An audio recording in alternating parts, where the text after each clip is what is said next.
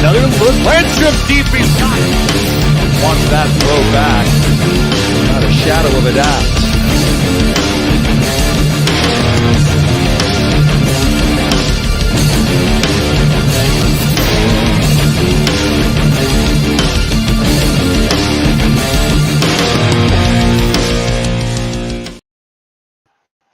Welcome to episode 3 of the Summer Showcase. It's Michael Washington back to talk everything European League of Football and possibly a little bit of CFL a little bit later on in the show as well. First and foremost, I want to start off because there was some unfortunate news this week as the Leipzig Kings held a press conference yesterday and announced that they may be forced to withdraw from the ELF in the future here. They will be playing this week, so they will have at least one more home game. But after that, we're not sure what the future holds for them. From what I understand and what I've gathered, part of this is a sponsorship has pulled out late due to short notice and some failures, I guess you could say, or at least some uh, questionable business decisions made by the previous ownership as the Kings were sold last year to new ownership. While this is an extremely unfortunate development for the ELF for the Kings, this is not something that I think um, falls negatively on the ELF in any means as well. The ELF does not have the business model that the NFL has. There is no um, revenue sharing in this league. So some teams are going to make more money than other teams. It's just the nature of the league, and that's just the way it goes. So with that being said, it's an unfortunate development in the sense of that the Kings are might have to withdraw, but hopefully new ownership will be able to bring or find a way to be able to finish off the 2023 season, and they're exhausting options. Everything I've been hearing from the ownership, it sounds like they are trying to do everything that they can. There's possible interest from the United States. Over here, though, a lot of these business partnerings and partnerships take some time to develop. So I'm not sure if they're going to be able to get anything done. Hopefully they do. Fingers crossed. I feel awful for the coaches. I feel awful for the players. I feel awful for the ELF because it will eventually come back on them in some capacity with some fans. But this is not the ELF's fault. This is not the ELF's doing. This was not something that they had any hand in as far as the league. The league is capable of sustaining, you know, I guess sustaining functionality and moving forward. And again, fingers crossed. And my positive vibes are going out there to Leipzig, and hopefully they have a great weekend so they're able to turn this around and maybe bring in some sort of um, revenue service or streaming service so they're able to finish out the 2023 season as well. Now, with that heartbreaking news out of the way, I want to talk a little bit about the QBs again. We're heading into week 5. We're starting to see some quarterback shuffle. First and foremost, I want to talk about before we dive full fledged into the QB situation. Um, the ELF has been kind of dealing with blowouts a lot this year. It appears that the 6 expansion teams are starting to kind of, showcase that they can't necessarily hang with some of the more established franchises in the league, which is to be expected with most expansion teams. There's a few that have seen success. Munich has kind of risen to the top of the league in offensive, yards per game. Chad Jeffries is looking like a quarterback that knows that offense, can run that offense. Markel Castle has been fantastic. They're one of 3 really, really deadly combos in the league. But unfortunately, it has not been the same for the rest of the other 5. And And I think that we're starting to get into territory of where the competitive balance of the league is really, really lopsided in one direction or the other. So unless we're able to see a lot more of these games be able to, you know, find the balance, maybe it will level out as the year goes on and more injuries are, occurred, unfortunately, 'cause it's just the nature of the game. Um, some of these will balance out a little bit, and maybe we'll see a couple upsets down the road. That'd be a lot of fun because let's face it, competitive balance is always a good thing to have. Jumping into the quarterback situation, I want to go back to Helvetic. The Helvetic Guards last week started Jordan Barlow for the second week. Jordan Barlow was an American import. He showed up with like 3 days left in week 3. Did not perform very good. Last week was off to a very rough start, and eventually he ended up getting ejected from the game for shoving an official. There was some other extracurricular activity that I don't want to necessarily get into, but it eventually led to the guards QB to being kicked out of the league by the league. So Jordan Barlow is no longer with the Helvetic Guards. Um, I understand. I understand the nature of wanting to make sure that there's good sportsmanship across the board, and I understand that you have to act in a professional manner. I feel like it's a kind of an extreme uh, action taken by the league to boot him out of the league like that.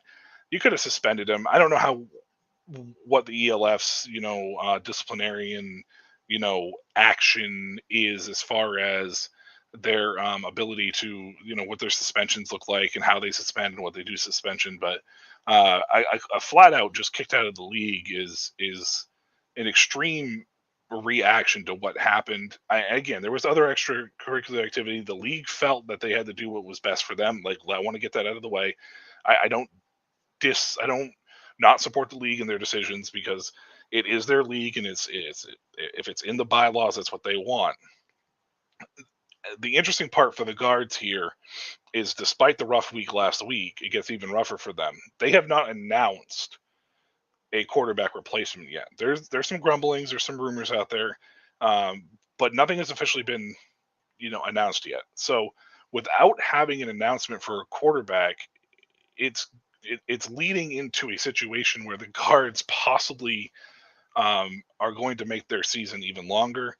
I don't know, and maybe they have. I mean, it sounds like they have a plan. If the rumors are true, it makes it very hard to try to transition that offense when you're already struggling to bring in another quarterback when you just had a transitional quarterback that is no longer with you now, and now you have to transition another time within a short period of week. Um, Here, I wish Jordan Barlow the best in the future. Hopefully, he can get back on his feet and land somewhere as well. I get emotions run high. Things happen in games. Um, there's no place for putting your hands on an official, but things happen, and hopefully he learned his lesson from it, and hopefully he can get back on his feet and whatnot. With the guard situation out of the way, Stuttgart Surge, they had a tough defensive. It was I don't even know. It was a slugfest, I guess is the word that I used in my predictions and preview article that's coming out tomorrow. They were in a slugfest. It was a low-scoring affair with the Raiders trial, which these two teams are starting to look like they might be amongst the best in the league. And the Raiders trial, came out on the short end of the stick in that one. But Riley Hennessy, the quarterback for the Stuttgart, was placed on IR, and they signed former Cologne Centurions quarterback Jan Weinrich. I hope I'm pronouncing that right. Again, if I pronounce these names wrong, please correct me at any given time. Jan Weinrich is uh, at 80%, according to Weinrich himself. He came off a major injury, and he says he's not 100%, but scrambling isn't part of his game. That's what he said. Um, the pocket passing and enough to be able to move the pocket and at least have a little mobility is more his game. And according to Weinrich, he's at 80%, and that's more than enough for him to be able to complete the job. Um, if I'm the Stuttgart Surge, honestly, I don't know how I feel necessarily about playing him this week. I almost feel like I would take the week and let him get accustomed to the offense because, I mean, you're playing the Munich Ravens, which are looking like, they're rising to a team that possibly could become a contender down the road. You have to travel to Munich. If you're going to have this game be maybe in suspense, it might be the best to just rest the guy you're bringing in if he's not at 100% to try to get him closer to 100% before you put him on the field. Munich's defense has been a little suspect, so maybe you take that risk. But if I'm Munich at this point in time, I'm probably going to go out of my way to. I probably would have gone out of my way to rest him, take the L here. You're 3-0, so you're not in rush shape. You are still on the top in the conference, and you have an opportunity and chance to uh, you know keep that stability. It does bring Munich in closer and whatnot. And of course, as always, Krish is here with his hot takes. This is the Krish hot take 101. If Barlow was an American, he would not have been banned. I don't know the logistics behind that. I'm not into the politics of the ELF by any means. I so I have no idea what the truth is on that. That's just Krish being Krish, of course, in that sense.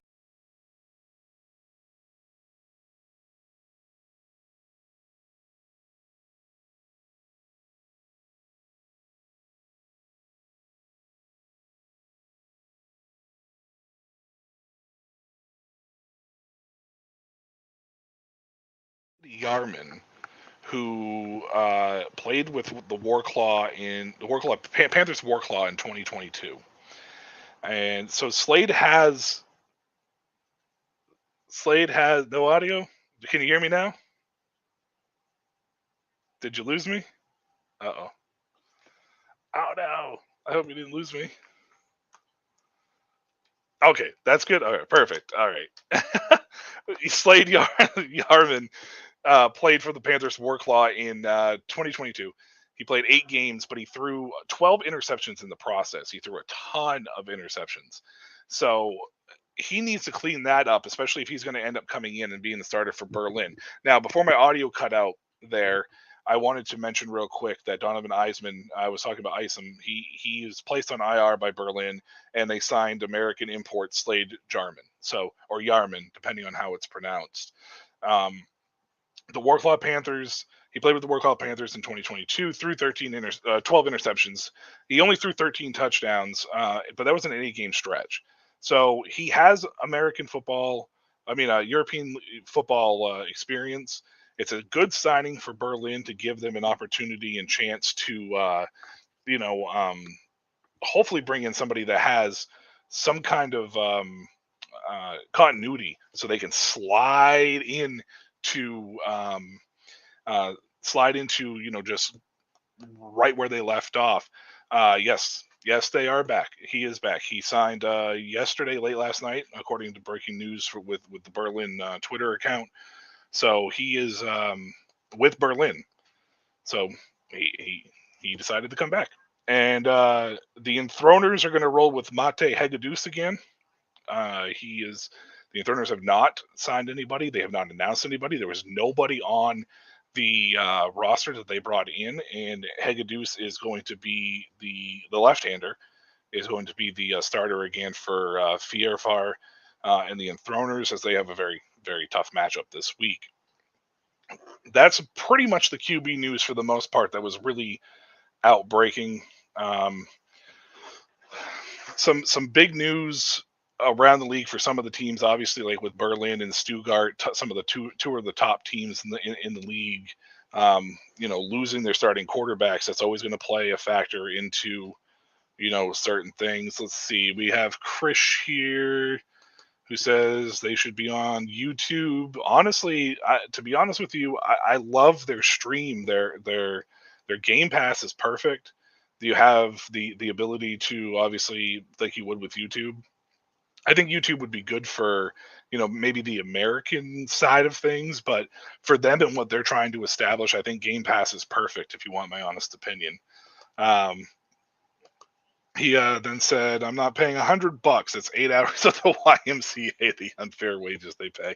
Uh, hey, but you know what though, Chris? The thing about it is, you can get individual games on Game Pass. You can. They're $5 a piece, and you can pop on. The games usually run at 11 a.m. Here in America, and then 2 p.m. on Saturdays, 7 a.m. and then 10:30 a.m. on Sundays. So you can buy one for, it's like $5-6. The $100 averages out to like $1 a game at the end of the day, because it's 107 games, and you get, your game. The Game Pass is a little over $100. So I've talked about it before. I talked about it on the first episode, and this the same thing here. Like, it's a lot of money up front, but it comes out to $1. It comes out to $1. You know, a game, but it's also affordable when you do. Um, it is affordable when you do just the individual ones. It's just, you have to make sure you pick and choose and make sure you follow a team. You can do it for the individual team as well. You don't have to do it for the whole league. They have various options on the Game Pass to be able to do it. So if you find yourself in a little extra money and you want to check out some football through the summer, it's perfect, because they do have the on-demand option as well. So you get the chance and the ability to be able to see it on demand as well. I just want to do a quick recap of the week 4 situations, because, like I said, a lot of these games, they were not super competitive. Stuttgart and the Raiders try-all was the most competitive game on the slate. It was a 6-3 game, and from what I understand, it is the lowest scoring game in ELF history, a total of 9 points scored. There were 2 shutouts. The Helvetic Guards, which I explained earlier, they had some quarterback issues with Jordan Barlow, but they lost to the Milano Seamen, which is another expansion team that kind of looked good this week. I mean, I know that Helvetic has had some issues, but Milano kind of seemed to be like they're a little more well put together as well. And then the Rain Fire, who just, shout out to Sam. That's Sam's team, is Rain or Rhine, depending on, I mean, the American version is probably Rain, but I think it's Rhine, the Rhine Fire. Shout out to Sam. That's his favorite team. It was his holdover, I guess. But they beat the Cologne Centaurans, who were having their issues with quarterback as well, 42-0 in that one. There are 2 games I want to talk about specifically, though, because they were a little surprising. The Hamburg Sea Devils beat the Berlin Thunder 37-17. Now, Donovan Isom, getting hurt in that game, definitely didn't allow for Berlin necessarily to come back, but this game was pretty well in hand from Hamburg from the jump. Hamburg kind of came out and were kind of smacked Berlin around a little bit, and it was surprising, because Berlin, after their win over the Panthers Warclaw, had kind of looked like they were in contention to be one of the top teams and possibly make the playoffs. They had like a possible playoff push there. I had been saying it from the jump that Hamburg was probably the best losing team in the league. They're now 2-2, so they're at 500. So I guess I could say they're the best 500 team in the league, because they played the Fire tough, and they most of their opponents outside of the Panthers Warclaw coming out and smacking them in the mouth in week 1. Hamburg has been in these games, and they have a chance to really kind of solidify themselves in their conference. It's just a matter now is if they can keep it up.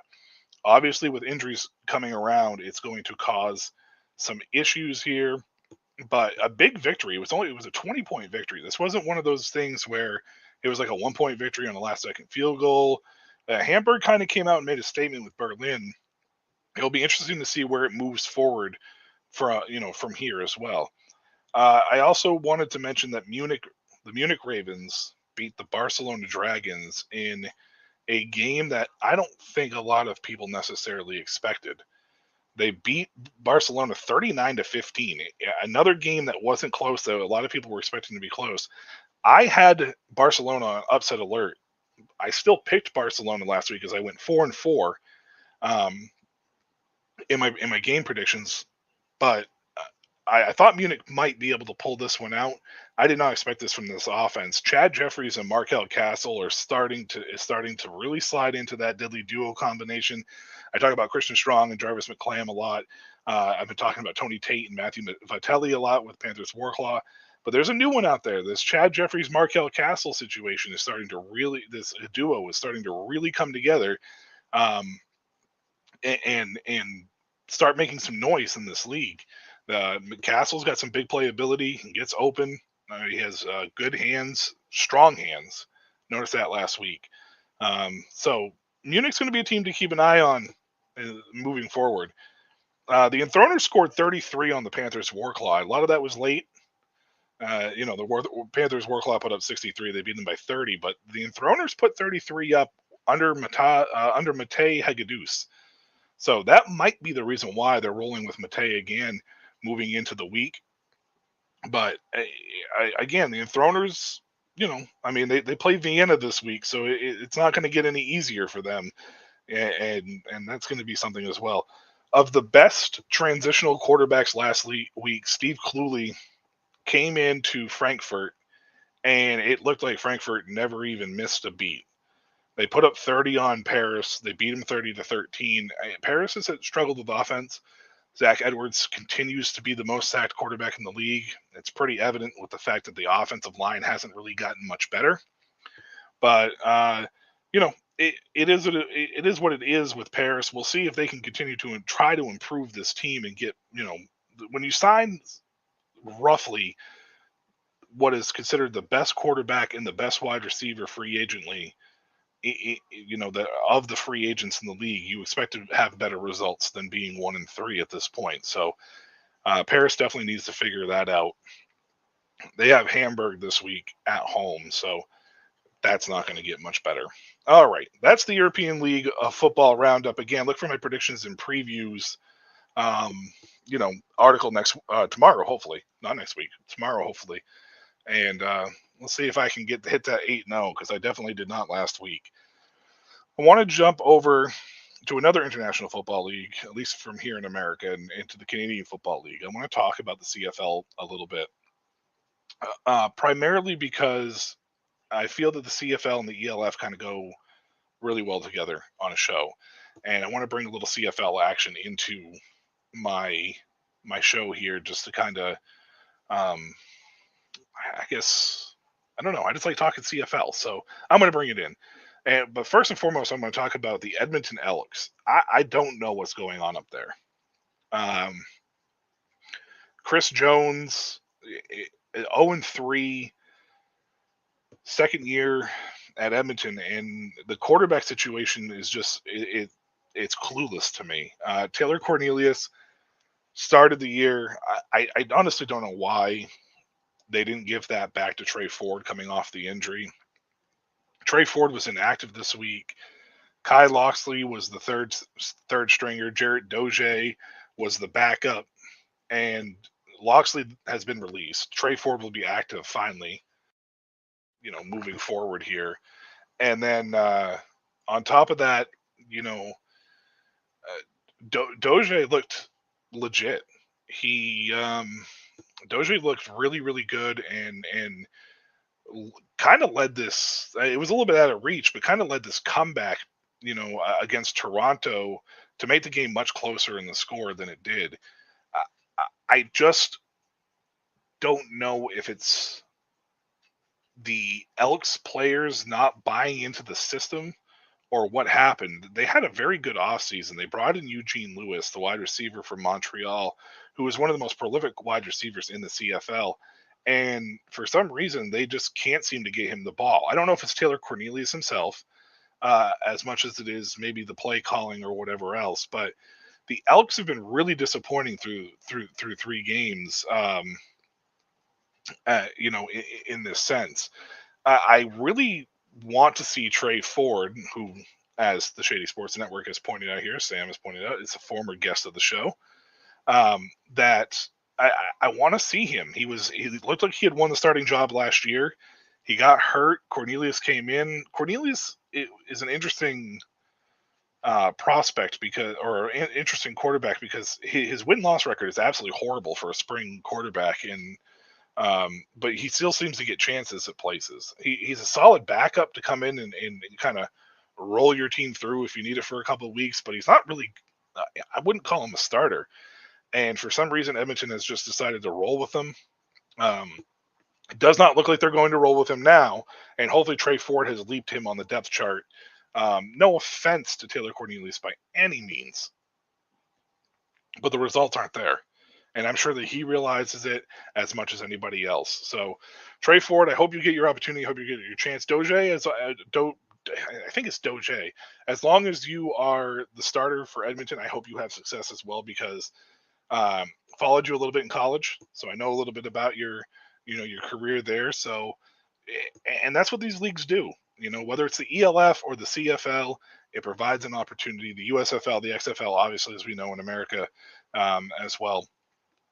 So I'll have a little more for the CFL in the future. I did want to mention real quick that the Winnipeg Blue Bombers defense is horrible. It's downright awful. I have not seen a defense drop this fast so quickly. And it doesn't make any sense because they still have their key pieces. Willie Jefferson doesn't have a sack yet this season. As a matter of fact, I think the Winnipeg Blue Bombers as a whole may only have, like one sack, maybe two. They gave up 405 yards to Trevor Harris in week 3 as we head into week 4. Week 2 as we head into week 4. And then last week they just got absolutely lit up by BC and the Lions. So the Winnipeg Blue Bombers need to figure out that defense if they're going to want to make a run back to the championship here. And Swag Kelly, the Toronto Argonauts, they're not my team, but it's hard. It's hard not to cheer for them. They look good, and Swag Kelly looks like he was born to play at the CFL level, as I mentioned earlier today. So hey, good luck to you the rest of the year. Swag Kelly and whatnot. And hopefully you can put some of the haters to sleep here with this stuff. And I want to mention real quick the Calgary Stampeders, which are my team, the team that I root for at the CFL level. They're one of the youngest teams in the league, so be patient out there, Stampeder fans. Hopefully Jake Mayer and company can get it around. That's going to do it for me tonight. That's all I have here for the ELF and a little CFL roundup. I'll have a little bit more for you next week. Shout out to Sam Shady at Shady Sports Network. As always, Sam Shady, I think it's Sam Shady Sports on Twitter, if I can correct it. You can check that handle out. You can obviously check us out at shadysportsnetwork.com as well. Shout out to Krish tonight for being here as always. And again, until next week, guys, stay up, man. I'm a game changer.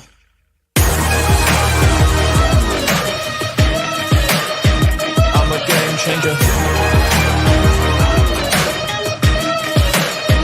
I'm a game changer. I'm a game changer. I'm a game changer.